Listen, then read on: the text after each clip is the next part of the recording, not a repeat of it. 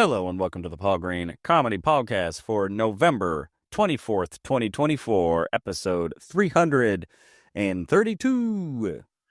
Stand-up comedian, actor, improviser, and dreamer, Paul Green coming to you, sharing my thoughts and insights as I pursue my dreams and hopes and ambitions, in the hope that perhaps you might pursue yours as well. And I'll tell you, this morning, started out a little differently than a morning has started out for me, I think, ever. I can't remember the last time I've done this. But I woke up and I had my notebook in my bed. And, it's a Sunday morning. It's a chill day. Usually I would probably, watch some football or, do just about anything that isn't productive. But I just went, you want to know what? No, I've got my notebook right here. I'm going to start the day with some writing. And pulled out the old notebook, dated it, and I started writing. And it was kind of interesting or unexpected what I felt like writing. And what I ended up writing was me talking about how exciting the night before was, as though I had achieved my dreams. So it was like me reflecting on what had happened, as though what had happened was what I am seeking to manifest, if that makes sense.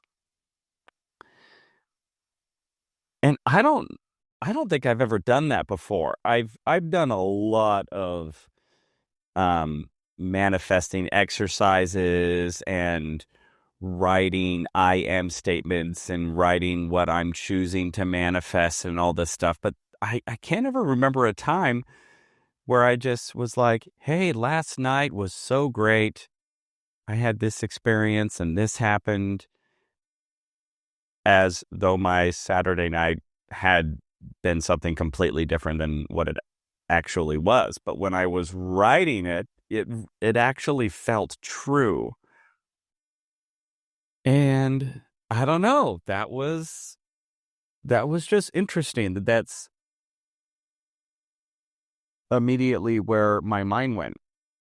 And I'm sure a lot of it has to do with this book that I've been listening to, Mind Magic, which is a neuroscientist's take on manifestation, yet he approaches it from a very technical, scientific, brain science standpoint, as opposed to maybe some purveyors of, self-help concepts, which maybe focus a little more on pseudoscience or, I don't know, actual magic or or superstition, like those sort of philosophies out there that, who's to say? But anyway, it was a very, I don't know, it was actually a really cool experience, and one I really haven't had before, where I just woke up and immediately started writing about what a cool experience I had just had the night before, as though it had actually happened. And I have been writing kind of throughout the day in that mindset. And I don't know what that means. I don't know really anything. All I know is that is what had happened was. So it was cool. It was a cool experience. And now I have those words written down. And who knows, maybe there will be a time in the not too distant future when I will wake up again on a Sunday morning and be writing that same thing, only it will actually be true instead of a meditative future manifesting exercise or whatever the heck it was. So that was really cool. And it was nice to have a bit of a relaxing day today because I am going to be traveling a whole heck of a lot again coming up this next week. On Tuesday night, I'm going to be driving to Los Angeles to attend my Los Angeles commercial agent's 60th birthday comedy show in Los Angeles. So I'm going to drive drive west for about 6 hours. And then the very next day, I need to turn around and then drive east because I have to be in New Mexico by Thursday. And so I will be logging some serious hours on the old car, getting from LA to New Mexico back to Phoenix. And then in just a few days, I'm then going to need to drive up to Sedona for a casino gig and then up to Pine, Arizona, which is about 3 hours northeast on Monday. So just some crazy road tripping coming up next week. But I'm looking forward to all of that. And let's circle back on this whole manifestation business in this book that I've been listening to and talk about the next chapter. The next chapter is called Let Go of Expectations and Open Magic. Oh man. So this chapter is interesting, and it really dives into what I think for me has been one of the more significant contradictions that I have to navigate when diving into this whole manifesting a dream business. The alleged or seemingly contradictory, I don't like how I phrased this. What seems to be a contradiction is so many books about manifesting just talk about, hey, if you just say it or if you speak it or if you think it, like The Secret says, if you think it, your thoughts will become manifest. Or some will say, if you just ask the universe for anything you want, poof, it'll eventually appear. And fair enough. However, there is then this other statement or principle that is always wrapped up into this, which is this idea of letting go of expectations of outcome. And I don't know, it's pretty obvious to me that those seem somewhat contradictory, right? Like you're supposed to ask the universe or think or whatever it is that you want to manifest, and then it's just supposed to manifest. However, at the same time, you're also supposed to let go of any expectations of a specific outcome when you're manifesting, which to me sounds like, well, isn't that just sort of not manifesting? You know what I mean? I mean, if we want to go biblical, doesn't, the scripture say, whatsoever you shall ask God shall be given you for, what man asketh for a fish will get a stone or whatever it is. Forgive me, all you Bible scholars out there. I don't know if I quoted that exactly right, but you get the idea, right? And I've always struggled with that idea. I remember growing up in church, I would hear this statement all the time. I know God answers prayers, but not in the way that we want. And even as a young boy, I remember hearing that. I'm going, Well, it just sounds like that prayer didn't get answered. It sounds like you prayed for something, and then whatever was going to happen happened anyway, and then you just adjusted your prayer retroactively to fit what actually happened, especially when what actually happened didn't have anything to do with what you were praying for. And I don't know, this kind of feels like a similar idea. It's like, oh yeah, you can manifest whatever you want, whatever you think, will happen, whatever you ask for, whatever you declare to the universe is going to happen. Oh, but then you have to detach from outcomes and then just, let whatever happens happens. Um so I don't know how to deal with that yet. Maybe one day I will evolve to a point to where those contradictions, or what seem like contradictions to me, um are no longer contradictory. Um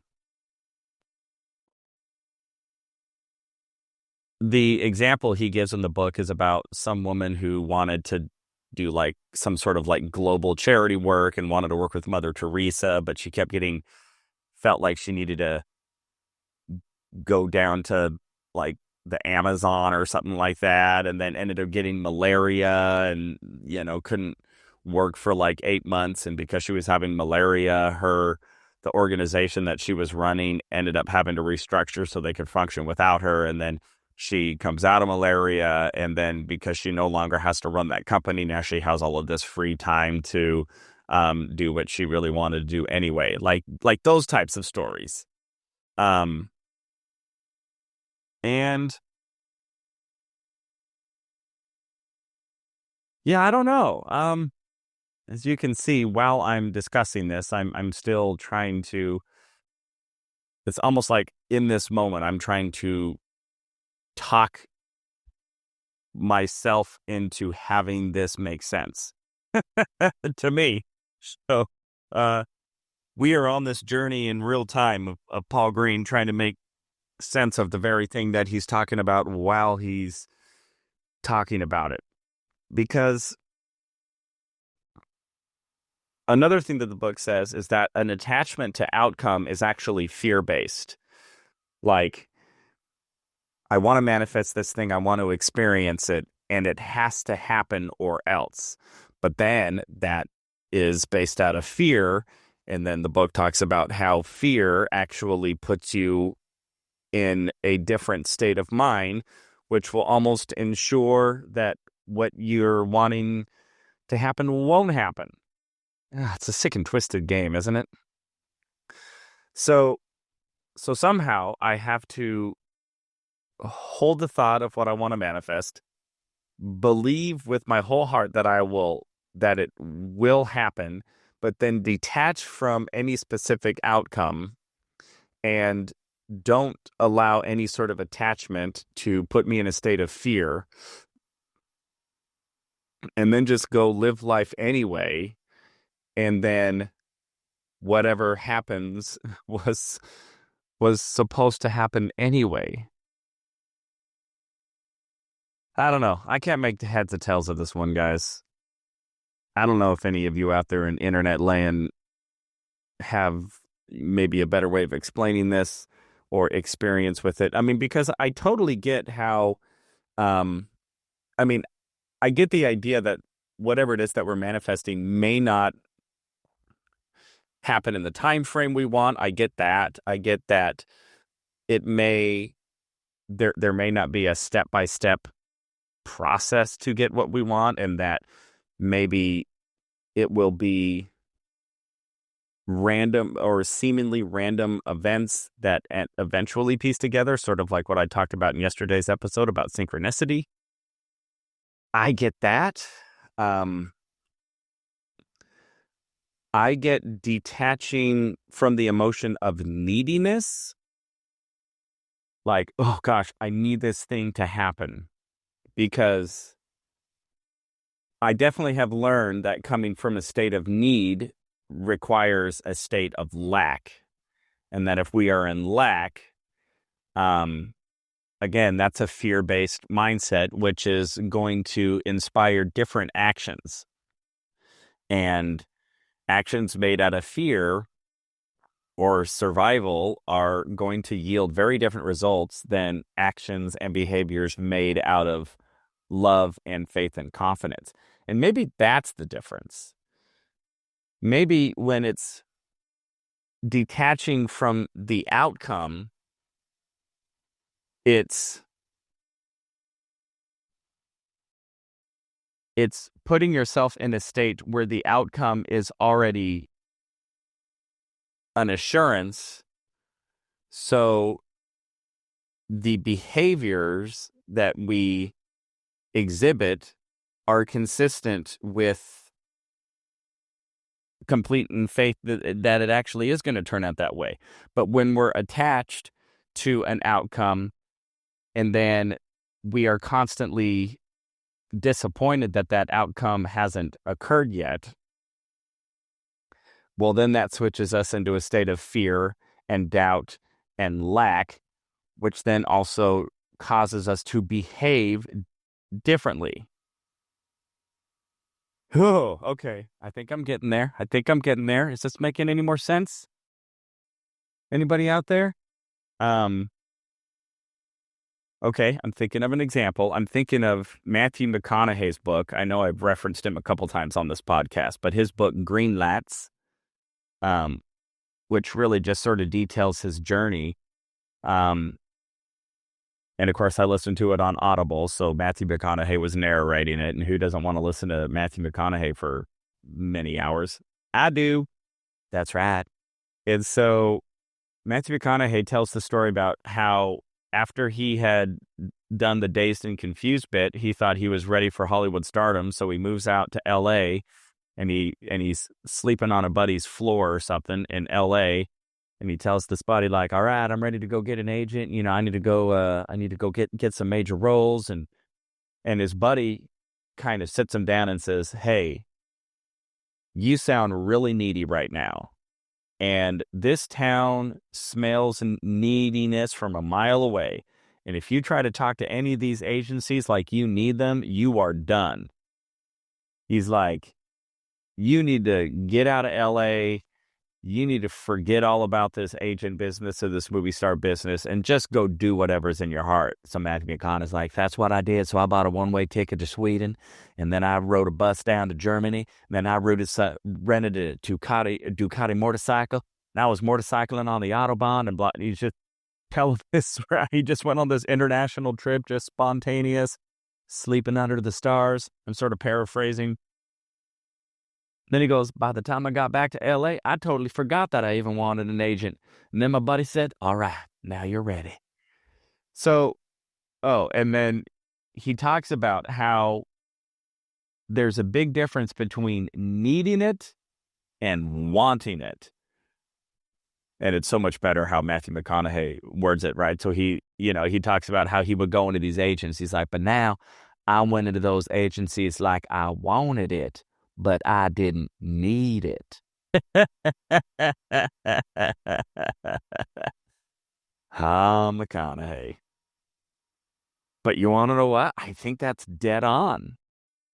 I mean, I even think about, like, my dating history. I mean, when I was younger, like, I needed it, right? It's like I needed, a partner or a romantic relationship or a spouse.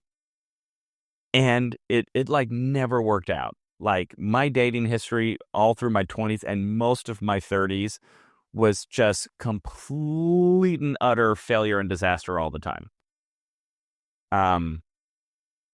Because I just had this crippling deep insecurity and this neediness, and it was such a turnoff to women because how could it not be? And it wasn't until I did a bunch of inner work and a bunch of therapy that I finally got to a point to where it was like, oh, I would love to have a romantic partner. But, if one girl isn't into me or another woman isn't into me, man, no skin off my back. She wasn't into me. No big deal. On to the next.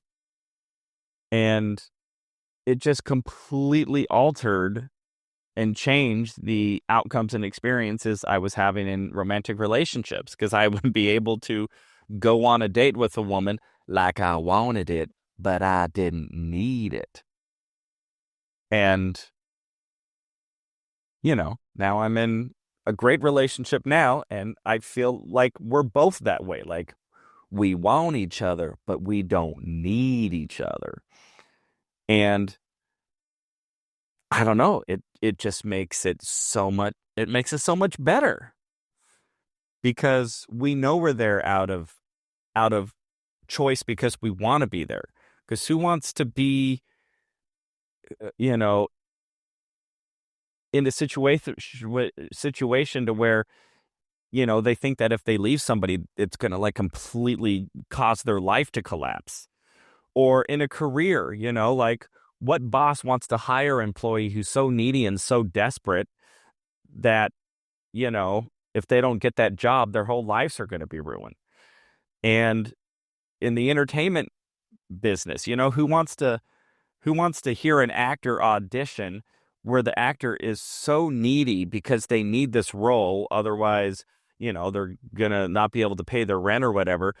That neediness, I think it's palpable. You can feel it on somebody. So what does all that have to do with letting go of outcomes? I think how this makes sense is, if we are attached to an outcome, it's almost like needing it. And that neediness is actually the very emotion that is going to exhibit an attitude and a behavior that's going to drive away the very thing that we say it is that we're needing. So in other words, when the book says, let go of your attachment to outcome, I think they're saying the same thing Matthew McConaughey is saying. It's like, manifest something because you want it, not because you need it. And that makes sense to me, because the energy of want and desire is attractive and it's exciting. The energy of need is desperate and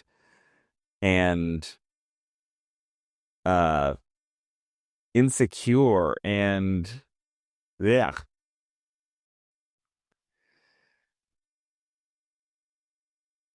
So I don't know. Maybe I just solved that contradiction. If we are behaving out of need and an attachment to an outcome of what we say it is we're manifesting, what we are actually manifesting is the reality where we don't have it. And we're so desperate for it that it's actually going to push it away. But if we detach and we go, yeah, I'd really want this to happen, that would be really awesome. And I'm going to move forward in life as though it already has happened. Because if it has already happened, then I wouldn't need it, because I would have it. Okay. Am I talking out of my arse here? I don't know. That's starting to resonate with me. I know I started out this this line of thought with some contradictions, but now that I've talked my way through it, I think that's how that works. We say we're going to manifest something, which means we are creating in our minds the assurance that it has already happened, which means we don't need it because we already have it, right? It's like, if I were to say I want to manifest $1 million, and I really want that $1 million, but I don't need it. The reason I don't need it is because I'm creating the reality where I already have it.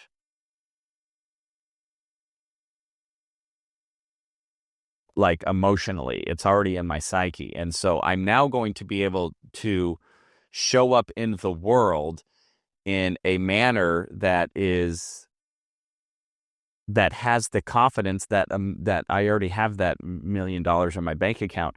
So I don't need to be needy, and I don't need to be desperate, and I don't need to beg, and I don't need to cry or steal or whatever to get that money. I'm creating or manifesting the reality that it already does exist. So therefore, I don't need to be needy,